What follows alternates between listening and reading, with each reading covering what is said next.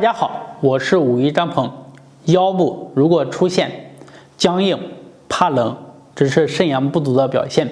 今天呢，我为大家分享一个手扶腰仰头的方法来进行锻炼。下面呢，我为大家详细的讲解和示范。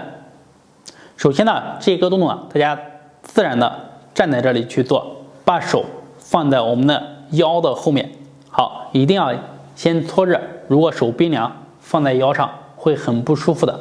好，大家看一下，搓热了以后呢，好，放好，吸气，肚子向外鼓，头慢慢的向后仰。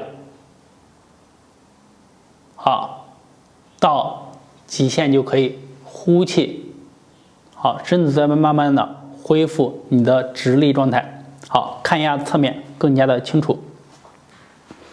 吸气，肚子向外鼓，好，头向上看，手扶着腰，慢慢的向后。到极限了以后呢，停顿，呼气，再慢慢回来，肚子向内收，把气呼满，身子恢复站直的状态。好，再来吸气，到极限。好，头看天就可以，呼气，肚子向内收。好，一般情况下，我们做个3次左右，你后面的腰就会发热。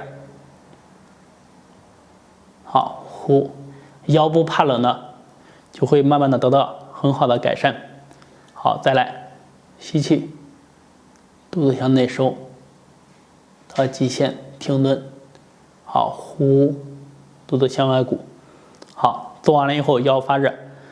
如果说你的腰长期的僵硬和怕冷，每天坚持做个9次。好，这个动作就为大家讲到这里。大家如果对养生运动还有什么问题，可以在下方评论留言或者私信和我进行交流。谢谢。